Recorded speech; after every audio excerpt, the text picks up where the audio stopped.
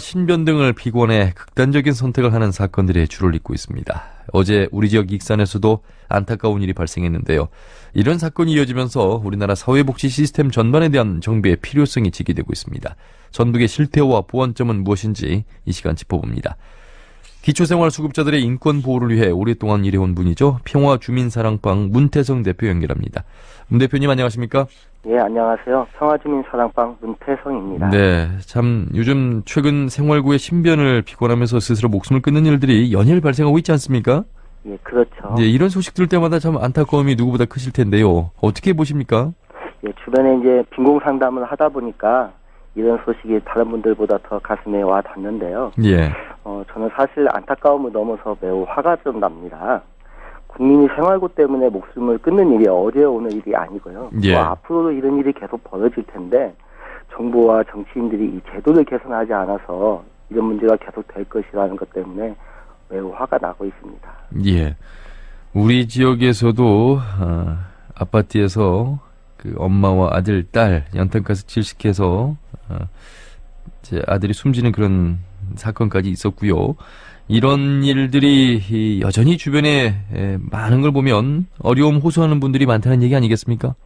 예, 그렇죠. 지금 국민기초생활보장법 관련해서는 지금 현장의 동사무소 또는 구청, 시청 이런 곳에서 상담을 하고 있는데요. 예. 이 공공 전달 체계 외에는 민간 전달 체계라든지 그 외 다른 전달 체계가 전혀 전무한 상태입니다.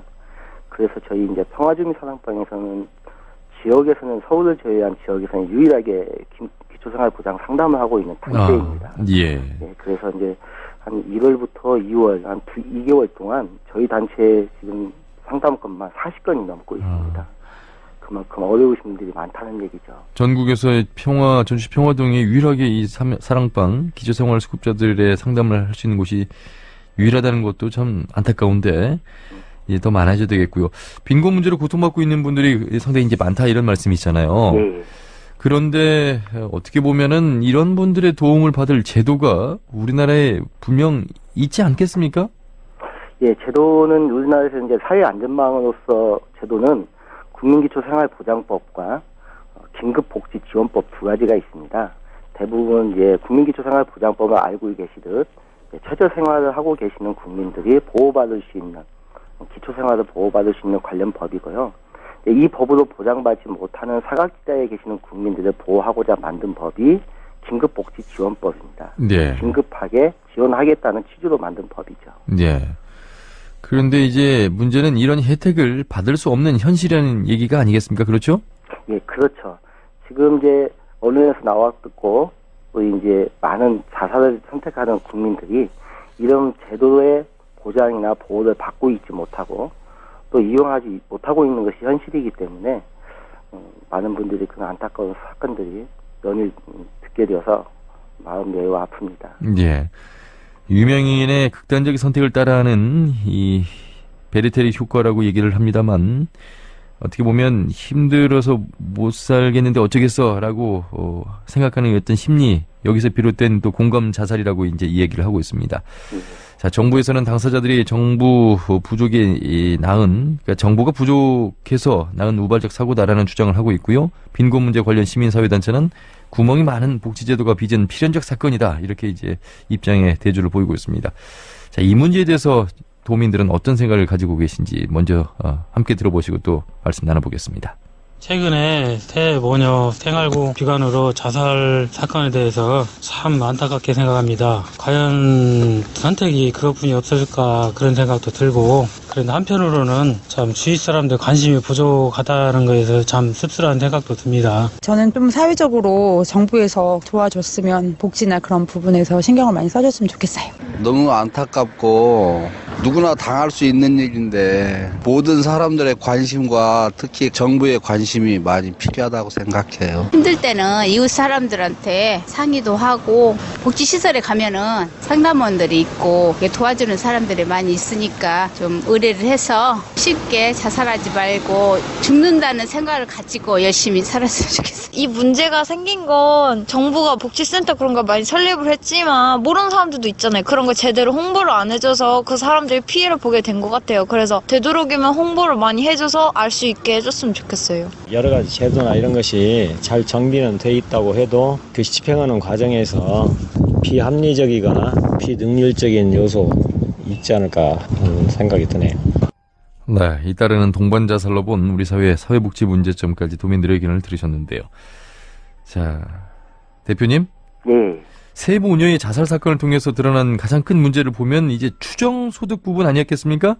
예, 추정소득 부분인데요. 추정소득은 사실 그 소득이 없는 가장 어려운 처제생계를 살고 있는 국민에게 소득이 있다라고 추정해서 그저 추정한 소득을 소득으로 계산하는 방식의 한 형태입니다. 예, 근데 이 형태인 추정소득은 사실은 국민기초생활보장법의 법률에 근거하지 않고 보건복지부가 예산을 전략할 목적으로 임의로 만든 지침일 뿐입니다. 말 그대로 이 명칭 단어에서 느껴질 수가 있습니다만 추정이라는 게 이제 그렇게 있을 수도 있다라는 거 아니겠습니까? 그렇죠? 예, 그렇죠. 근데 실제 소득이 없는데 추정소득을 부과하니까 생계가 곤란한 것이고 기초생활보장법에 그 보호를 받을래야 받을 수 없는 그런 제도인 거죠. 예, 실제로 이제 소득이 있는 분들에게는 이 추정 소득 부분이 맞겠습니다만 그렇지 않는 근로 능력이 없고 이 소득이 전혀 없는 분들에게까지도 이런 부분이 이제 해당이 될 수도 있기 때문에 상당히 많은 분들이 수급자에서 탈락하고 있는 것이죠. 예, 그렇죠. 이번에 자살한 세 모녀도 이제 엄마와 두 딸인데요. 근로 능력이 있다는 이유로 이 세 이제 모녀에게도 추정소득이 부과되게 되면 최소 180만 원이 부과됩니다. 그러면 3인 가구의 최저생계비를 넘어서 국민기초생활보장법에 최저생계보호를 받을 수 없는 가구가 되는 거죠. 그래서 있으나마나한 제도다라고 저희가 주장하고 있는 거죠. 예, 자 그렇다면 전라북도의 상황은 어떤지 전라북도 사회복지과 김대기 과장을 연결해서 더 구체적인 얘기 알아봅니다. 과장님 안녕하십니까? 예, 안녕하십니까? 네, 문태성 대표님과 함께 추정소득 이야기를 방금 전에 했는데요.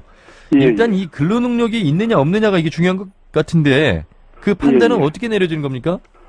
예, 조금 전에 추정소득을 말씀하셨어요. 네. 추정소득은 법령에 근거해가지고 복지부 지침에 의해서 부과하는 그런 것을 말합니다. 한마디로 말해서 추정소득은 근로능력이 있는 수급자 중에서 취업이나 근로 여부가 불분명해서 소득을 조사할 수 없거나 이런 주거생활을 실태로 보아서 소득이 없다고 인정하기 어려운 자에서 부과하는 것을 추정소득이라고 말하고 있거든요. 예. 근데 근로 능력이냐 없느냐 있느냐 하는 것은 18세 미만, 65세 이상, 중증 장애인 희귀 난치성 질환자 등에서는 근로 능력이 없다고 인정을 하고 있습니다. 네. 그리고 또 이제 근로 능력이 있다라고 판단할 수 있는 것은 국민연금관리공단의 전문평가단에서 수급자 근로 능력 평가 진단하고 면담과 실태 조사를 통해서 판단을 내리고 있습니다. 네. 그런데 이 과장이 법이나 제도라는 게요, 이 현실 속에서 딱딱 떨어져 맞을 경우도 있겠습니다만 그렇지 않는 경우도 있습니다. 바로 이번에 세모녀 사건처럼 이제 부작용 이런 것들의 어떤 인과관계가 그런 게 아닐까 싶은데요. 사례별로 좀 다르게 적용돼야 되지 않나 이런 생각도 좀 들고요. 예. 그래서 사례별로 말씀을 드리자면 근로 능력이 있는 수급자 중에서 생활 실태를 보아서 소득이 있다고 판단된 경우에는 공통적으로 적용은 되고 있습니다. 그러나 소득 신고를 거부하고 축소하고 근로를 통해서 자리 보려고 하지 않고 거부한 자에서는 제한적으로 부과를 하고 있는 실정이고, 예. 그다음에 갑작스럽게 질병 부상 등으로 해가지고 일정 기간 동안 조건 유예가 가능할 경우에는 상황에 따라 다르게 적용하고 있는 중입니다. 문태성 대표님. 네. 과장님 말씀이 이제 무조건적인 적용이 아니고 사례별로 적용을 하고 있다 이렇게 말씀하셨는데 실제로 일선 시군에서도 이렇게 진행이 되고 있다고 보십니까? 그렇지 않습니다. 사실 과장님 말씀 중에 한 가지 잘못된 게 있는데요. 좀 전에 말씀한 중에 추정소득이 법령에 근거하고 있다는데 법령에 근거하고 있지 않은 것은 모든 전문가들이 다 알고 있는 사실이고요. 보건복지부도 인정하는 사실입니다. 법령에 근거하지 않고 다만 근거는 국민기초생활보장사업 안내라는 보건복지부에서 임의로 만든 지침입니다. 그것에 임의로 만든 지침으로 이제 적용하고 있는 건데요. 그래서 늘 위법성이 존재하고 있습니다. 그럼에도 불구하고 금방 과장님이 말씀하신 것처럼 소득을 기피하거나 거부하는, 조사를 거부하거나 기피하는 사람에게 불가피하게 추정소득을 부과하자. 그래서